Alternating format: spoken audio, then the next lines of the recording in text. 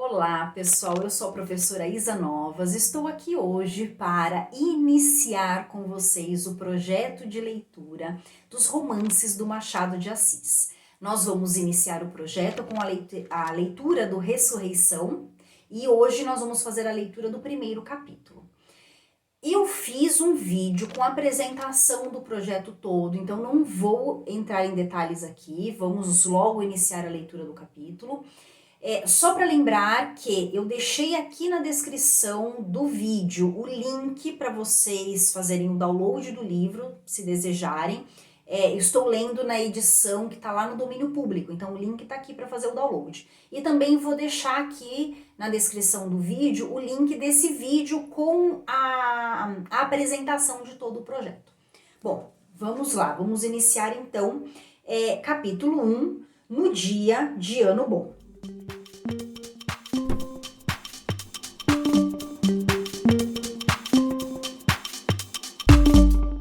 Naquele dia, já lá vão 10 anos, o Dr. Félix levantou-se tarde, abriu a janela e cumprimentou o sol. O dia estava esplêndido, uma fresca abafagem do mar vinha quebrar um pouco os ardores do estio, algumas raras nuvenzinhas brancas, finas e transparentes se destacavam no azul do céu. Chiureavam na chácara vizinha, a casa do doutor, algumas aves afeitas à vida semi-urbana, semi-silvestre, que lhes pôde oferecer uma chácara nas laranjeiras. Parecia que toda a natureza colaborava na inauguração do ano. Aqueles para quem a idade já desfez o viço dos primeiros tempos, não se terão esquecido do fervor com que esse dia é saudado na meninice e na adolescência. Tudo nos parece melhor e mais belo, fruto da nossa ilusão, e alegres com vermos o ano que desponta, não reparamos que ele é também um passo para a morte. Teria esta última ideia entrado no espírito de Félix ao contemplar a magnificência do céu e os esplendores da luz? Certo é que uma nuvem ligeira pareceu tolher-lhe a fronte. Félix embebeu os olhos no horizonte e ficou largo tempo imóvel e absorto, como se interrogasse o futuro ou revolvesse o passado. Depois fez um gesto de tédio e, parecendo envergonhado de se ter entregue à contemplação interior de alguma quimera, desceu rapidamente a prosa, acendeu um charuto e esperou tranquilamente a hora do almoço. Félix entrava então nos seus 36 anos, idade em que muitos já são pais de família e alguns homens de estado. Aquele era apenas um rapaz vadio e desambicioso. Então aqui a gente já tem um panorama de quem é esse Félix, tá bom? Ele tem então 36 anos de idade, mas não quer saber de trabalho, tá bom? E nem de construir família. A sua vida tinha sido uma singular mistura de elegia e melodrama. Passara os primeiros anos da mocidade a suspirar por coisas fugitivas e na ocasião em que parecia esquecido de Deus e dos homens, caiu-lhe nas mãos uma inesperada herança que o levantou da pobreza. Só a providência possui o segredo de não aborrecer com esses lances tão estafados do teatro. Então, além de tudo, ele era rico, né? Mas não rico pelo trabalho, rico por conta de uma herança, tá? Então, ele vivia de uma forma mais solta, né? Vadiando, não queria saber de trabalho. Félix conhecera o trabalho no tempo em que precisava dele para viver, mas desde que alcançou os meios de não passar no dia seguinte, entregou-se corpo e alma à serenidade do repouso. Mas entenda-se que não era esse repouso aquela existência apática e vegetativa dos ânimos indolentes. Era, se assim me posso exprimir, um repouso ativo, composto de toda a espécie de ocupações elegantes e intelectuais que um homem na posição dele podia ter. Não direi que fosse bonito na significação mais ampla da palavra, mas tinha as feições corretas, a presença simpática e reunia a graça natural à apurada elegância com que vestia. A cor do rosto era um tanto pálida, de pele lisa e fina, a fisionomia era plácida e indiferente, mal iluminada por um olhar de ordinário frio e não poucas vezes morto. Do seu caráter e espírito, melhor se conhecerá lendo estas páginas e acompanhando o herói por entre as peripécias da singelíssima ação que empreendo narrar. Não se trata aqui de um caráter inteiriço, nem de um espírito lógico e igual a si mesmo. Trata-se de um homem complexo, incoerente e caprichoso, em quem se reuniam opostos elementos, qualidades exclusivas e defeitos inconciliáveis.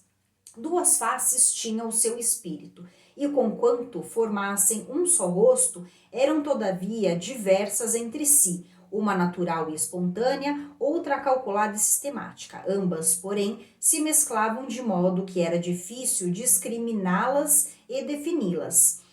Naquele homem feito de sinceridade e afetação, tudo se confundia e baralhava. Um jornalista do tempo, seu amigo, costumava compará-la ao escudo de Aquiles, mescla de estanho e ouro. Muito menos sólido, acrescentava ele.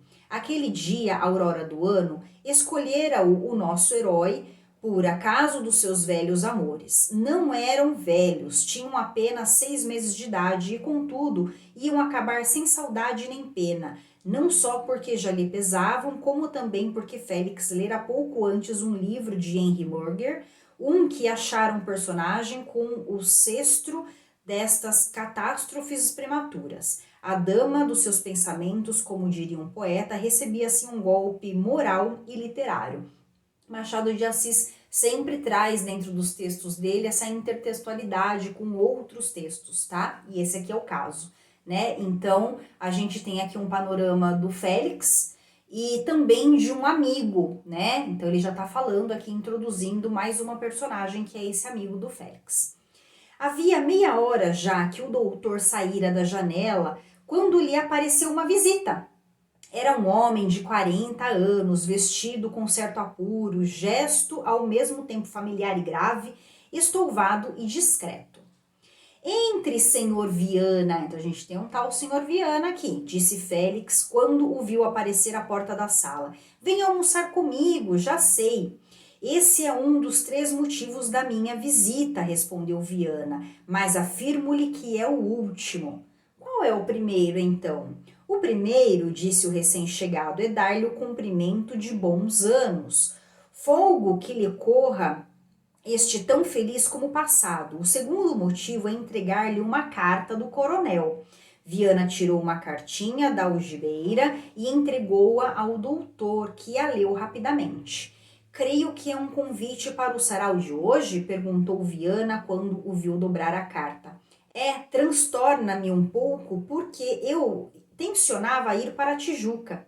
Não caia nessa, acudiu Viana. Eu era capaz de deixar todas as viagens do mundo só para não perder uma reunião do coronel. É um excelente homem e dá boas festas. Vai? Félix hesitou algum tempo. Olhe que eu venho incumbido de lhe destruir todas as objeções que fizer, disse Viana. Não faço nenhuma. O convite transtorna-me o programa, mas apesar disso, aceito. Ainda bem. Então esse amigo, Viana, foi até a casa do Félix, entregou uma carta e nessa carta tinha um convite do coronel, né, para um determinado lugar. E ele aceitou esse convite. Um moleque veio dar parte de que o almoço estava na mesa. Viana descalçou as luvas e acompanhou o anfitrião.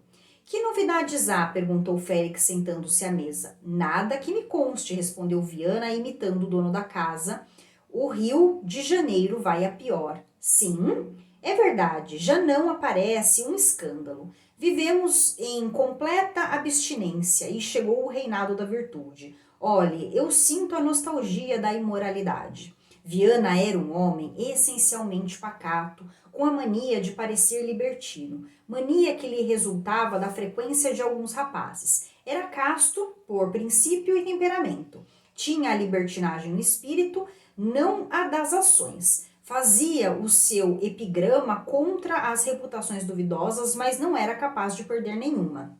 E todavia, teria um secreto prazer se o acusassem de algum delito amoroso e não defenderia com extremo calor a sua inocência, contradição que parece algum tanto absurda, mas que era natural. Como Félix não lhe animasse a conversa no terreno em que ele a pôs, Viana entrou a elogiar-lhe os vinhos. Onde acha o senhor vinhos tão bons? Então estava ali, né? Decidiram almoçar na casa do Félix e começaram a trocar algumas conversas aleatórias. Onde acha o senhor vinhos tão bons? Perguntou depois de esvaziar um cálice. Na minha algibeira. Tem razão, o dinheiro compra tudo, inclusive os bons vinhos. Olha a importância do dinheiro aqui, né?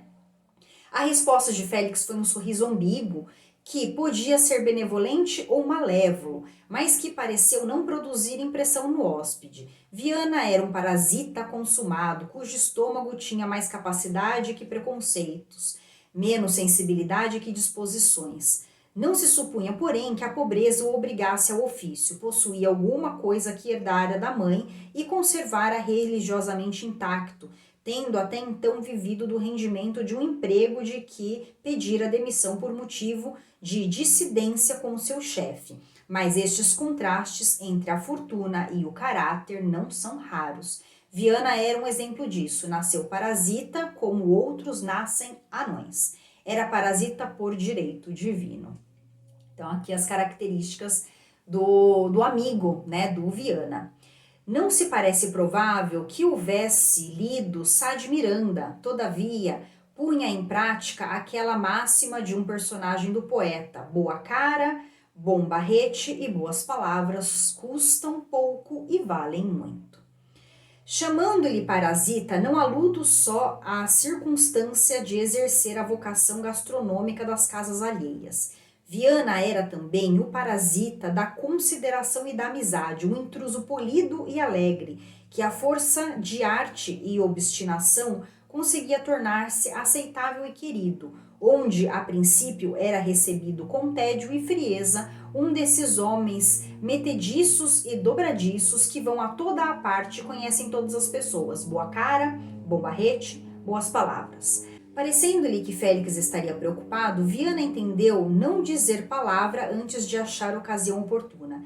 Veio o café e o primeiro que rompeu o silêncio foi o doutor.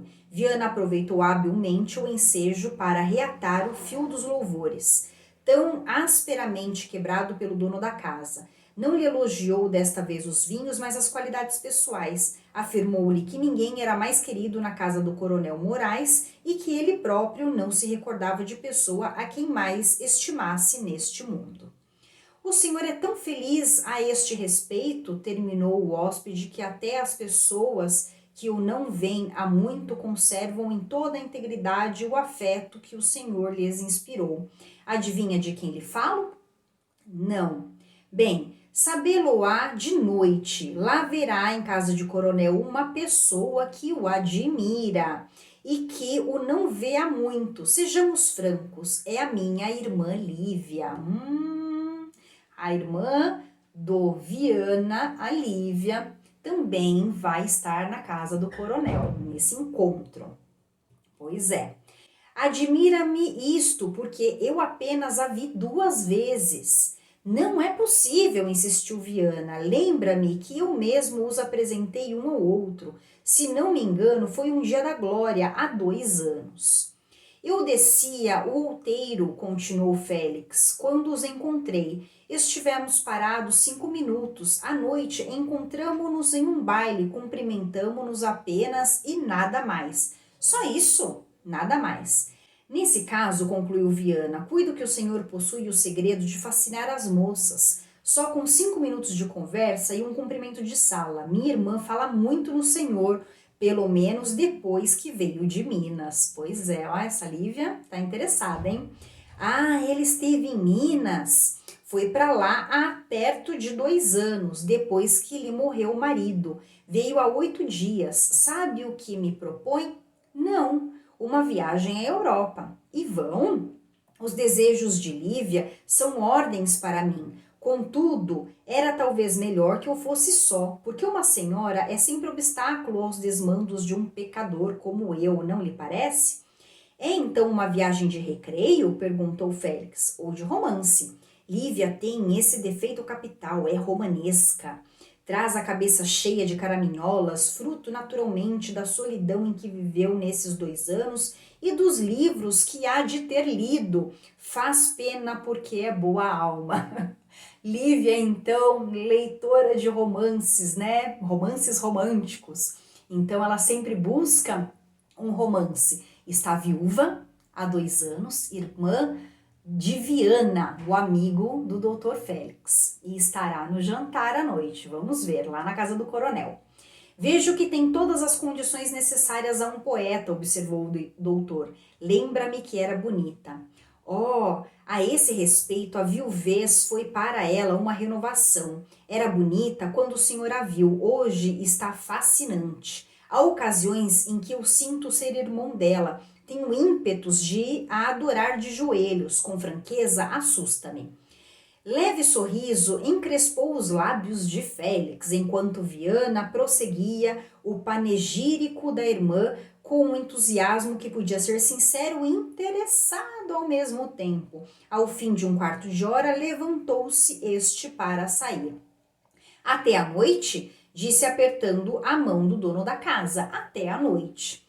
Félix ficou só. Que mulher será essa? Perguntou a si mesmo. Tão bela que mete medo, tão fantasiosa que causa lástima. Uau! E assim terminamos o primeiro capítulo. Nesse primeiro capítulo, algumas personagens então são apresentadas. O próprio Félix, né? Que é esse cara rico, herdou uma herança. O amigo Viana, que não era tão rico assim, tinha uma irmã que há 2 anos estava viúva. E talvez ali esse amigo, né, tava com interesse de juntar o Félix com a irmã, não sei, né? Mas ele tá ali falando bastante da irmã para o Félix e o Félix ficou todo curioso. Então é isso, espero que vocês tenham gostado desse primeiro capítulo e na próxima semana teremos o capítulo 2, a leitura e os comentários do capítulo 2. Gente, se vocês gostaram, curtam e por favor comentem aqui o que vocês estão achando, tá bom? Beijos, tchau, tchau e até o próximo vídeo.